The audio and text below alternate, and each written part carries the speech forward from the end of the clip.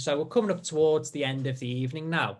So what I'm going to do is I'm going to turn to our panelists one by one, just to leave us with a final thought. So just a few words of wisdom and a final piece of advice for our students to take away. So I'll work my way around the screen from left to right. So the first person is Richard. So would you like to leave us with some final thoughts? Yeah, thanks, John.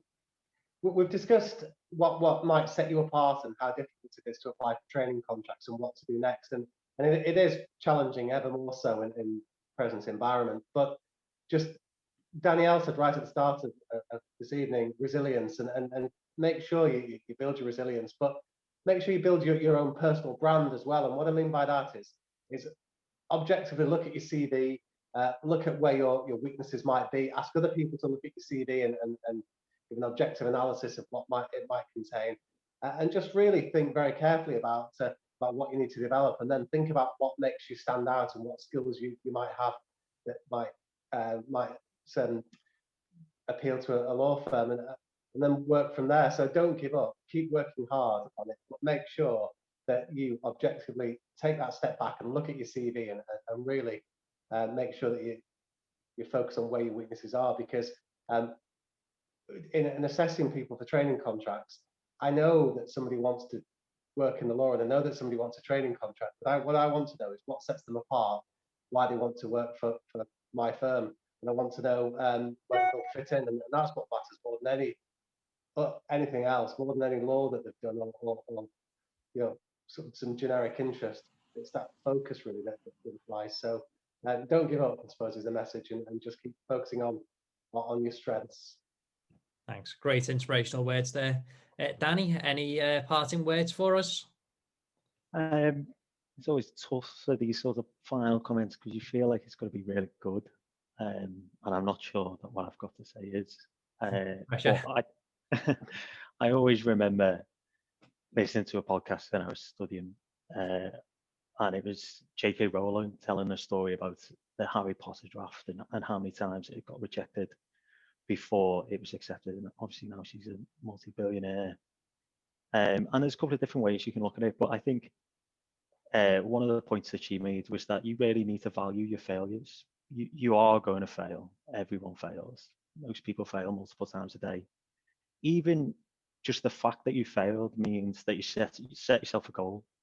So even being able to fail means you've done something. So I mean, some people can't fail. They can't even fail because they've not set themselves a goal. So got that one in the bag already. Then every time you do fail, you learn something new. Ideally you'll spot what mistake it was that you made so that you won't make that mistake again. So every time you fail, you're getting a little bit better. And going back to resilience, which I think is worth echoing again. Every time you fail, you're going to get that little bit stronger, and the next time won't bother you.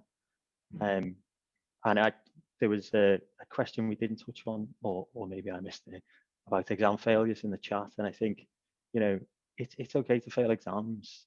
Lots of people fail exams. Don't let it hold any power over you. Value it, learn from it, recognize what it's done for you and your character. And if it comes up in an interview, just make sure you've got a strong narrative about it. Tell a story about how it's it's spurred you on, or you've learned something from it, or you've got better since then. And I think people will value that. Great advice there. Thank you. Danielle, any final words?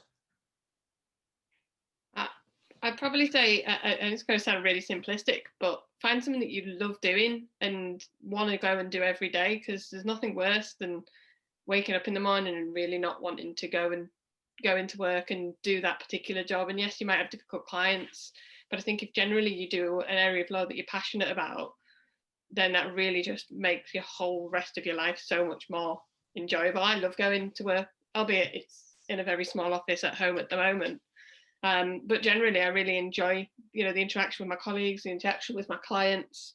I'm involved in training and development, and I just have a really great time. And I think I'm very privileged to be in the position I'm in, and I really wouldn't want to be somebody that goes to work that's miserable and be a mood hoover, they call it, where, you're dragging everybody down, and that type of a personality does really stand out for a career progression perspective in in probably most firms, from your commercial firms down to your high street firms.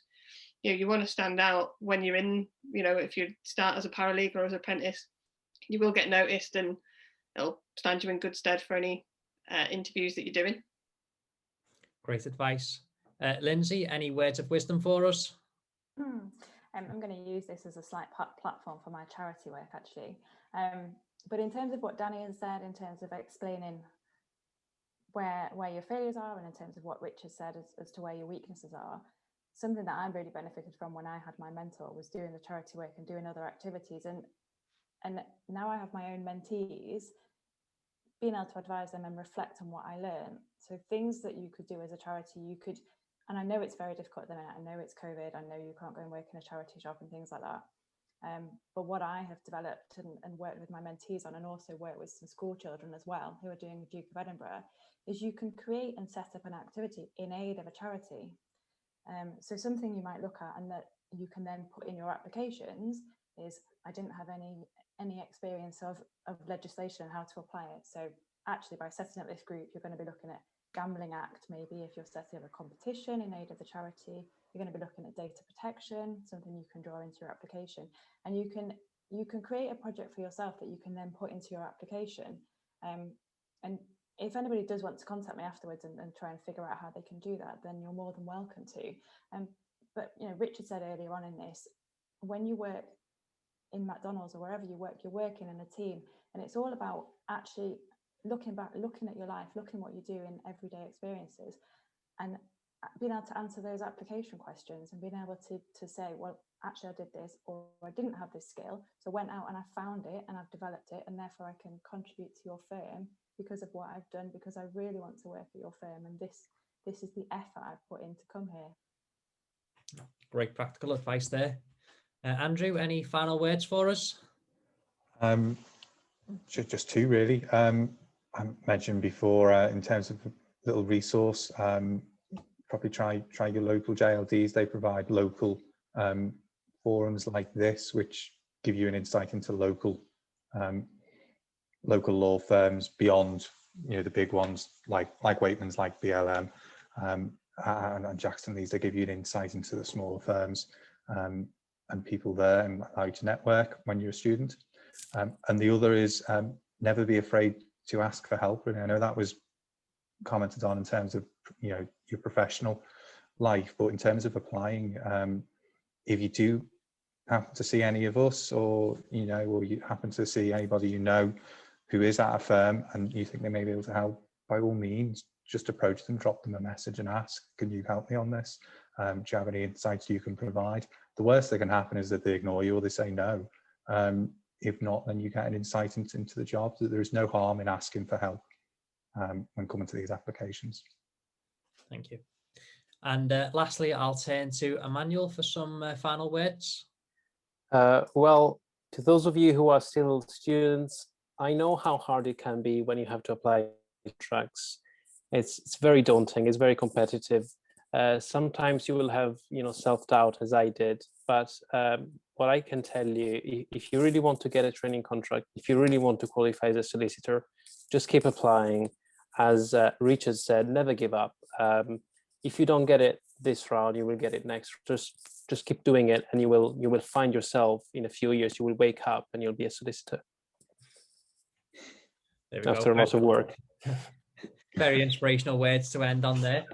So that brings us to the end of the evening. So I would like to take this opportunity to thank all of our panelists for giving up their evening to attend tonight and answer all of your questions.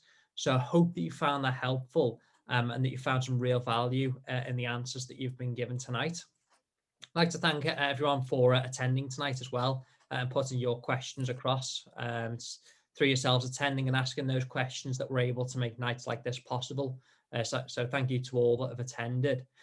We do have another session coming up in a few weeks' time. So on the 3rd of March, we'll have a similar session with a panel of barristers. So if you'd like to attend that, you can still sign up through the website. If you'd like to be notified of any of our future events, simply jump onto the contact page for our website, fill in your details, you'll be on the mailing list, and you can be notified of all future events. And for those of you that are in the advocacy club, I'll see you on Tuesday for our next session. If you're interested in advocacy and want to be able to practice in a sort of friendly, non-judgmental environment, have a look at the advocacy club page on our website, and all of the information is there. So as I say, that brings us to the end of the evening. Thank you to all that have been in attendance, and I'll see you again next time.